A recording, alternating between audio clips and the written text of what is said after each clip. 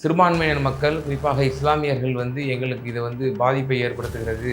இது எங்களுக்கு அச்சத்தை தரக்கூடிய விதமாக இருக்கிறது என்று சொல்லி வெஸ்ட் பெங்காலில் இஸ்லாமியர்கள் அதிகமாக இருக்கக்கூடிய பகுதியில் போராட்டம் தற்போது வன்முறையாக வெடித்து வக்ஃப் திருத்த மசோதா எந்த அளவுக்கு பாதிப்பை ஏற்படுத்துகிறது. அங்கே இஸ்லாம் அல்லாதவர்களை இந்த வக்ஃப் போர்டில் அதிகாரிகளாக நியமிக்கக்கூடிய அந்த அம்சங்கள் எல்லாம் உள்ளடங்கி இருக்கு.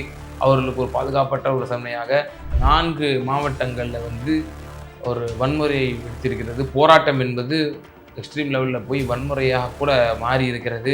எப்படியாவது நம்ம மடைமாற்றம் செய்து ஒரு வன்முறைக்கு உள்ளாக்கப்பட்டு அதன் மூலியமாக எல்லாம் வாக்கு அரசியலை முன்னிலைப்படுத்தி மட்டுமே பிஜேபி அரசு ஒவ்வொன்றையும் காய் நகர்த்தி கொண்டிருக்கிறதா?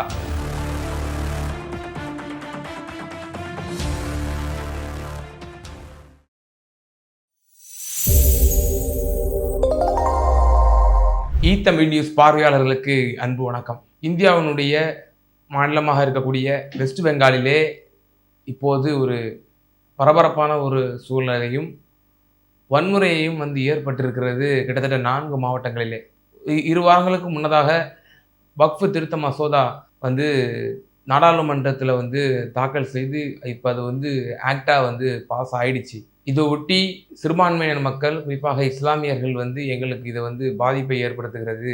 இது எங்களுக்கு அச்சத்தை தரக்கூடிய விதமாக இருக்கிறது என்று சொல்லி வெஸ்ட் பெங்காலில் இஸ்லாமியர்கள் அதிகமாக இருக்கக்கூடிய பகுதியில் போராட்டம் தற்போது வன்முறையாக வெடித்து பல உயிரிழப்புகளும் ஏற்பட்டு பல பொது சொத்துக்கள் மற்றும் பல கட்டிடங்கள் மற்றும் பல்வேறு ரயில்கள் மற்றும் பல விஷயங்கள் அங்கே பாதிக்கப்பட்டிருக்கக்கூடிய விஷயத்தை நம்ம பார்க்குறோம்.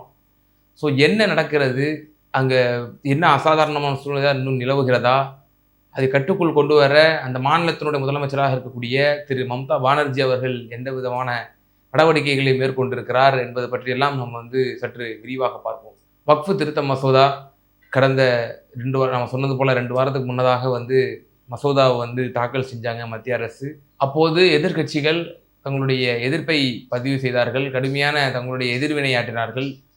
அதன் பிறகு 11 ஆண்டுகளில் பிஜேபியினுடைய 11 ஆண்டுகள் ஆட்சி காலத்தில் முதன்முறையாக வக்ஃப் திருத்த மசோதா ஜேபிசியினுடைய கமிஷனுக்கு அனுப்பி வைக்கப்பட்டது, ஜாயின்ட் பார்லிமெண்டரி கமிஷனுக்கு. அப்போது கூட எதிர்க்கட்சிகள் கடுமையாக சாடினார்கள், விமர்சனம் முன்வைத்தார்கள். எங்களுக்கு பேசுவதற்கு கூட அனுமதிக்கவில்லை, எங்களுடைய திருத்தங்கள், நாங்கள் பரிந்துரைத்த திருத்தங்கள் எல்லாம் ஆலோசனைக்கு எடுக்கப்படவில்லை, பிஜேபி மற்றும் பிஜேபியினுடைய சார்ந்தவர்களுடைய ஆலோசனைகள் மட்டும்தான் எடுக்கப்பட்டது என்று சொல்லி அந்த ஜாயின்ட் பார்லிமெண்டரி கமிஷனுக்கு போன அந்த மாண்பு கூட இல்லாமல் அவசரமாக நாடாளுமன்றத்திலும் லோக்சபாவிலும் மேலவை ராஜ்யசபாவிலும் பிறகு மறுநாளே குடியரசுத் தலைவரும் ஒப்புதல் கொடுத்து விட்டார். இதை தொடர்ந்து எதிர்க்கட்சிகளும் சரி, திராவிட முன்னேற்ற கழகமும் சரி, இன்னும் பல எதிர்க்கட்சிகள் உச்சநீதிமன்றத்திலே வழக்கு தொடுத்திருக்கிறார்கள். அதை ஒட்டி நேற்றைய தினம் நம்ம செய்திகள் கூட பார்த்துருப்போம். இன்னைக்கு வழக்கு ட்ரையலுக்கு வருது விசாரணைக்கு. குடியரசுத் தலைவரும் மாண்புமிகு பிரதமர் நரேந்திர மோடி அவர்களை சந்தித்தார் என்பதை செய்தியும் நம்ம பார்த்துருப்போம். ஸோ இப்போ வெஸ்ட் பெங்காலில் என்ன நடந்துட்டு இருக்கு, தொடர்ந்து நம்ம ஏற்கனவே நம்ம இந்த வக்ஃப் திருத்த மசோதாவை பற்றி நம்ம பல விஷயங்களை முழுக்க நம்ம விளக்கியிருக்கோம் நம்முடைய சேனல்லே. நானே விளக்கியிருப்பேன். ஸோ அதுக்குண்டான லிங்க்கை நான் உங்களுக்கு டிஸ்கிரிப்ஷனில் தரேன். அதை நிச்சயமாக பாருங்கள். வக்ஃப் திருத்த மசோதா எந்த அளவுக்கு பாதிப்பு ஏற்படுத்துகிறது, அங்கே இஸ்லாம் அல்லாதவர்களை இந்த வக்ஃப் போர்டில் அதிகாரிகளாக நியமிக்கக்கூடிய அந்த அம்சங்கள் எல்லாம் உள்ளடங்கி இருக்கு. அவர்களுக்கு ஒரு பாதுகாப்பற்ற ஒரு சமனையாக அவர்களுடைய அதிகாரத்தை குறைக்கும் விதமாக அம்சங்கள் எல்லாம் அமைந்திருக்கிறது அப்படின்ற விஷயத்தெல்லாம் நம்ம ஏற்கனவே நம்ம சேனல்லே நான் பேசிட்டு உங்களுக்கு நீங்கள் பார்த்துருப்பீங்கன்னு நினைக்கிறேன். அதை தொடர்ந்து இப்போது வெஸ்ட் பெங்காலில் குறிப்பாக முர்ஷிதாபாத் இஸ்லாமியர்கள் அதிகமாக வசிக்கக்கூடிய இந்த பகுதி, இதில் மிக பெரும் வன்முறை வெடித்திருக்கிறது என்று பார்க்க முடிகிறது. அதே போல் மால்டா என்ற ஒரு மாவட்டம், அதே போல் ஷுக்லி என்ற மாவட்டம், அதே போல் தெற்கு 24 பர்கனாஸ் என்ற இந்த 4 மாவட்டங்களில் ஒரு வன்முறை வெடித்திருக்கிறது. போராட்டம் என்பது எக்ஸ்ட்ரீம் லெவலில் போய் வன்முறையாக கூட மாறி இருக்கிறது. அதில் பல அசம்பாவித சம்பவங்களும் ஏற்பட்டிருக்கிறத நம்மளால் பார்க்க முடியுது. இதில் இந்த முர்ஷிதாபாத்தில் குறிப்பாக சில பகுதிகளில் தீவிரமான ஒரு பரபரப்பான ஒரு அச்சுறுத்தல் கூட சூழ்நிலை ஏற்பட்டிருக்கு. குறிப்பாக நிம்திதா மற்றும் ஷம்ஷர்கஞ்ச், அதே போல் ஷாங்கிப்பூர், அதே போல் சுதி, அதே போல் ஜாஃப்ராபாத், ஆகிய பகுதிகளில் வந்து கடந்த 8ஆம் தேதி முதல் அங்கே வந்து போராட்டம் வந்து வெடித்தது. போராட்டம் என்பது பிறகு வந்த 11 மற்றும் 12ஆம் தேதி வந்து அது வந்து வன்முறையாக வந்து உருவெடுக்கக்கூடிய காட்சிகளை பார்க்கிறோம். அந்த வன்முறையின் மூலமாக காவலர்களை வந்து கற்களால் வந்து வீசி தாக்குதல், பொது சொத்துக்களை சூறையாடுதல், ரயில் மீது வந்து கல்லை எறிதல், அதன் மூலமாக 2 ரயில்கள் வந்து அந்த பகுதிகளில் வந்து ரத்து செய்யப்பட்டது. அதைத் தொடர்ந்து இன்னும் எண்ணற்ற விஷயங்கள் வந்து நடந்திருக்கிறத நம்ம வந்து பார்க்கிறோம். அசாதாரண ஒரு சூழ்நிலை நிலவுகிறத ஒரு விஷயத்தையும் நம்ம பார்க்கிறோம். அந்த பகுதிகளில் முர்ஷிதாபாத் என்ற பகுதியிலே கிட்டத்தட்ட 66 இஸ்லாமிய சமூகம் வந்து அ அ இருக்கிறத நம்மளால வந்து ஸ்டாட்டிஸ்டிக்ஸ் படி நம்ம பார்க்கிறோம். ஸோ அவர்கள் போராட்டம் நடத்தியிருக்கிறார்கள். ஓரளவு எக்ஸ்ட்ரீமுக்கு போன பிறகு சமூக விரோதிகளால் வந்து ஒரு வன்முறைக்கு உள்ளாக்கப்பட்டிருக்கு அந்த மாவட்டம் என்பதை நம்ம பார்க்கிறோம். அந்த வன்முறையிலே துரதிர்ஷ்டவசமாக 3 வந்து உயிரிழந்திருக்கிறார்கள். தந்தை மகன் என்று சொல்லப்படக்கூடிய ஹர்கோபிந்தா தாஸ் மற்றும் சந்தன் தாஸ் ஆகியோர் வந்து இதில வந்து கத்தியால வந்து குத்தி கொலை செய்யப்பட்டிருக்கிறார்கள் என்ற செய்திகளும் வெளிவந்திருக்கிறது. அதேபோல மேலும் ஒருவர் இசாஸ் அகமது என்ற ஒரு நபர் துப்பாக்கி சூட்டால் வந்து பலியாகி இருக்கிறார் இந்த வன்முறையிலே அப்படின்ற ஒரு செய்திகளும் வந்து தற்போது வந்த வண்ணமாக இருக்கிறது. இது ஒரு மிகவும் துரதிர்ஷ்டவசமானது.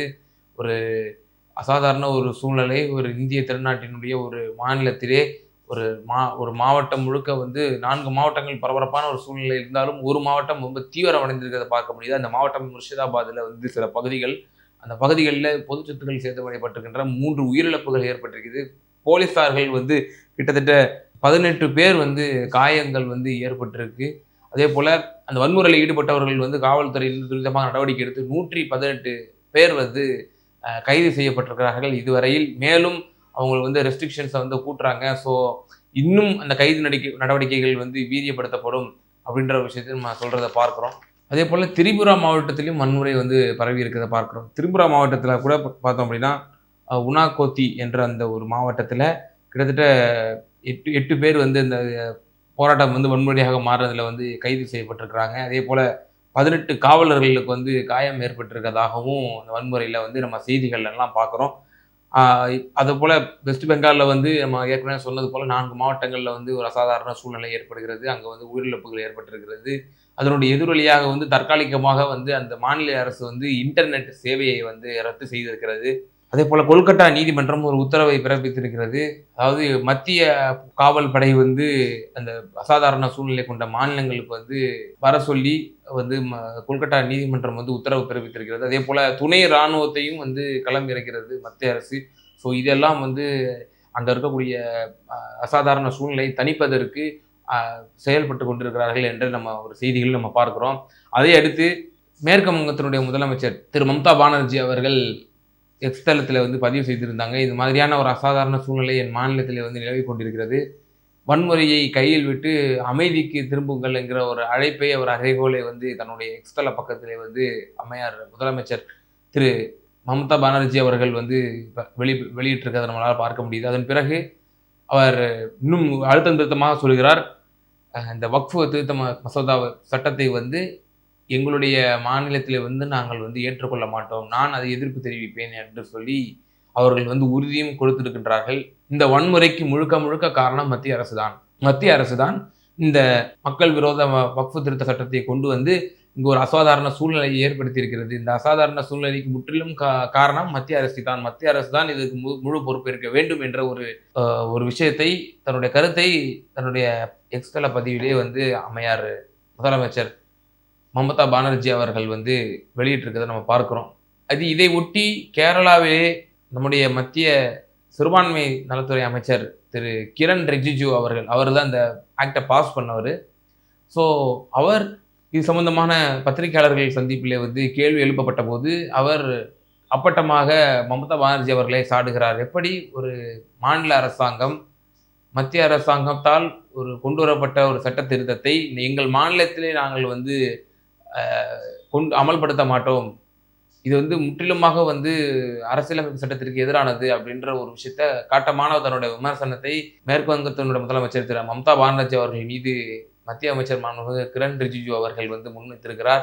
இது அரசியலமைப்பு சட்டத்திற்கே அவருடைய எதிரான ஒரு போக்கு. இதை வந்து எப்படி வந்து நீங்கள் வந்து சொல்ல முடியும்? ஒரு கான்ஸ்டிடியூஷனல் அத்தாரிட்டியா இருக்கக்கூடிய முதலமைச்சர் எப்படி சொல்ல முடியும் என்ற ஒரு கடுமையான விமர்சனத்தை முன்வைத்திருக்கின்றார். ஆனால் பிஜேபியினோட கடந்த கால செயல்பாடுகள் எல்லாம் பார்க்கிறோம் அல்லவா?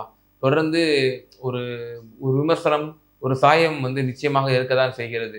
இது வந்து முற்றிலுமாக சிறுபான்மையினருக்கு எதிராக இந்து வாக்குகளுடைய கன்சாலிடேஷன் என்பதற்காக இஸ்லாமிய சமூகத்தை வந்து சீண்டிக் கொண்டிருப்பதையும், அது சிறுபான்மை சமூகத்தினுடைய எதிரான ஒரு மனநிலையை உண்டு பண்ணி, அதன் மூலியமாக பெரும்பான்மை சமூகத்தினுடைய வாக்குகளை ஒன்றிணைக்க வேண்டும் என்ற நோக்கத்தோடு தான் வந்து, இது மாதிரியான பல விஷயங்களை வந்து கொண்டு வந்தத நம்மளால பார்க்க முடியுது.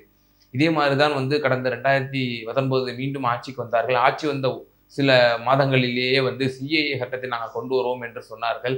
ஓகே, சிஏஏன்னா கூட வந்து வெளிநாட்டில் இருக்கக்கூடிய இஸ்லாமிய வெளிநாட்டில் இருக்கக்கூடியவர்களுக்கு குடியுரிமை வழங்குவதற்கு தான் வந்து அந்த சட்டம் வந்து பொருந்தும். அதனால இங்க இருக்கக்கூடிய இஸ்லாமியர்களுக்கு பாதிப்பில்லை என்ற ஒரு விஷயத்தை சொன்னார்கள். அதன் பிறகு தான் வந்து பூனைக்குட்டி வெளியே வந்தது என்பது போல வந்து மாண்புமிகு அமித்ஷா அவர்கள் வந்து ஒரு மேடையிலேயே வந்து பொது மேடையிலேயே வந்து வெளிப்படுத்தினாங்க.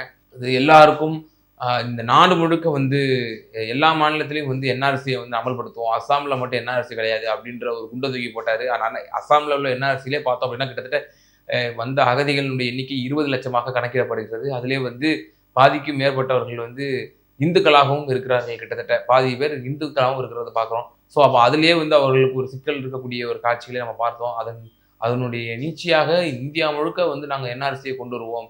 இதன் மூலியமாக வந்து குடியுரிமை வழங்கப்படும் அப்படின்ற ஒரு விஷயத்த வந்து திரு அமித்ஷா அவர்கள் வந்து குறிப்பிட்டிருந்தார். இது வந்து மிகப்பெரிய ஒரு சர்ச்சையை, ஒரு அதிர்வலையை ஏற்படுத்தி, நாடு முழுக்க ஒரு கொந்தளிப்பை ஏற்படுத்தி, பல ஷாஹீன் பாக்குகள் வந்து உருவானது.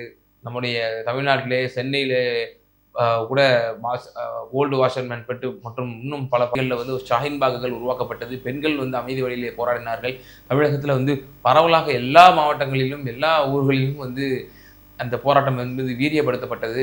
இந்தியா முழுக்க தலைநகர் டெல்லி முதல் இன்னும் எண்ணற்ற மாவட்டங்களில் வந்து அந்த மாதிரியான போராட்டங்கள் வந்து ஈடுபட்டது. அது அமைதி வழியிலே ரொம்ப ஒரு போற்றத்தக்க வகையிலே வந்து போராட்டத்தை வந்து முன்னெடுத்தார்கள் இஸ்லாமியர்கள்.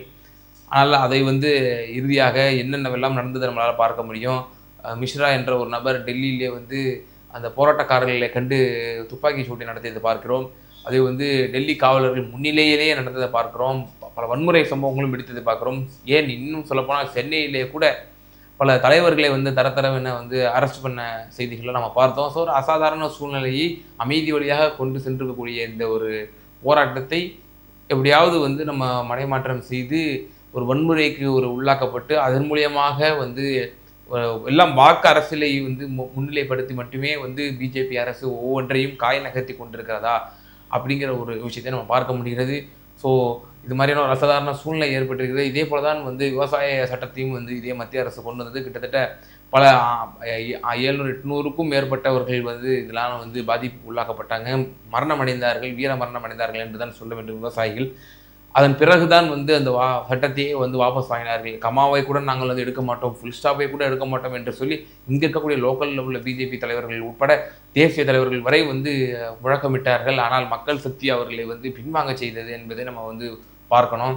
ஆகையினால இது மாதிரியான ஒரு வெறுப்பு பிரச்சாரத்தை விட்டுவிட்டு ஒரு சமுதாயத்திற்கு எதிரான அவருடைய உரிமைகளை பறிக்கக்கூடிய ஒரு விஷயத்தை வந்து முற்றிலுமாக விட்டுவிட்டு அவருடைய வெறுப்பை விதிக்காமல் அன்பை விதைத்து ஒட்டுமொத்த இதன் மூலமாக சிறுபான்மையில் நம்ம ஒடுக்கிவிட்டோம் என்று சொன்னால் இதன் மூலமாக பெரும்பான்மையிலுள்ள வாக்குகள் முற்றிலுமாக நமக்கு தெரிந்துவிடும் என்ற இந்த ஒரு நோக்கத்தோடு மட்டும் இல்லாமல் நாட்டில் அமைதி நிலவ வேண்டும். ஒரு மாநிலத்தினுடைய முதலமைச்சர் தன்னுடைய மாநிலத்தை காப்பதற்காக சட்டமன்றத்தில் இவ்வாறாக தீர்மானம் நிறைவேற்றுவது என்பதே அரசியலமைப்பு சட்டத்திற்கு எதிரானது என்றால், தங்களுடைய கருத்துக்களை வந்து பதிவு செய்யக்கூடாது என்றால், இது வந்து என்ன ஜனநாயகம் என்கிற ஒரு கேள்வி இருக்கிறது அல்லவா? அமைச்சர் கிரண் ரிஜிஜு அவர்கள் வந்து மம்தா பானர்ஜி அவர்களே கடுமையாக சாடுகிறார். இதே சிஏஏ சட்டத்தின் போது பல மாநிலங்கள், கேரளா, தமிழ்நாடு, ஏன் பாண்டிச்சேரி கூட வந்து தன்னுடைய சட்டசபையிலே வந்து நிறைவேற்றியது. அப்போதைய இருந்த காங்கிரஸ் கட்சியினுடைய ஆட்சி, நாராயணசாமி அவர்கள் முதலமைச்சராக இருந்தபோது. அப்போது நாராயணசாமி முதலமைச்சராக இருந்தபோது கூட அவர் வந்து யூனியன் டெரிட்டரியினுடைய ஒரு மாநிலம், அவர் உங்களுடைய கட்டுப்பாட்டில் இருக்கக்கூடிய ஒரு மாநிலம். நீங்கள் நினைத்திருந்தால் ஒரு கையெழுத்தை போட்டு நீங்கள் வந்து ஆட்சியை கூட டிஸ்மிஸ் பண்ண முடியும். அவர் ஓப்பனாகவே டிக்ளேர் பண்ணார், என்னோட ஆட்சியை கூட டிஸ்மிஸ் பண்ணிக்கோ, இதை வந்து நாங்கள் முழுமையாக எதிர்ப்பு தெரிவிப்போம் அப்படின்னு சொல்லி ஒரு யூனியன் பிரதேசத்தினுடைய ஒரு மாநில முதல்வர் வந்து அறைகோல் விட்டதை நம்மளால் பார்க்க முடியுது. ஆகையினால எதிர்ப்பை வந்து பதிவு செய்வது என்பது ஒரு மாநிலத்தினுடைய அவருடைய விருப்பம், அவருடைய அந்த மக்களினுடைய எண்ணத்தை அவர்கள் பிரதிபலிக்கிறார்கள். அதனாலே இது மாதிரியான வன்முறைகளை வந்து தவிர்ப்பதற்கு பாரதிய ஜனதா அரசு தொடர்ந்து கடந்த காலகட்டத்திலே வந்து இது மாதிரியான ஒரு சட்டங்களை கொண்டு வந்து பெரும்பான்மையினர்களை வந்து ஒரு அணியில் சேர்க்க வேண்டும், அவர்களை வாக்குகளாக அறுவடை செய்ய வேண்டும் என்பதற்காக இப்படியான ஒரு மக்கள் விரோத, மக்கள் விரும்பாத மாநில அரசுகளுக்கு, சுயாட்சிகளுக்கு எதிரான இது மாதிரியான ஸ்டேட்மெண்ட்டுகளையும், சட்டங்களையும் வந்து முற்றிலுமாக தவிர்த்து அமைதி வழிக்கு திரும்ப வேண்டும். ஜனநாயகத்தோடு, மக்கள் சக்தியோடு நீங்கள் மக்களோடு மக்களாக வந்து அவர்களுடைய எண்ணத்தை நீங்கள் பிரதிபலிக்க வேண்டும் என்ற ஒரு கோரிக்கையோடு முடித்துக்கொள்கிறோம். நிச்சயமாக உங்களுடைய கருத்துக்களை வந்து கமெண்ட் செக்ஷன்ல பதிவு செய்யுங்க. தொடர்ந்து தமிழ் நியூஸை வந்து ஃபாலோ பண்ணுங்க. நன்றி, வணக்கம். நமது தமிழ் நியூஸ் சேனலில் உங்களது பொருட்களை வெறும் 500 ரூபாயில் விளம்பரம் செய்ய வேண்டுமா? தொடர்புக்கு 7806942275 தொடர்பு கொள்ளுங்கள்.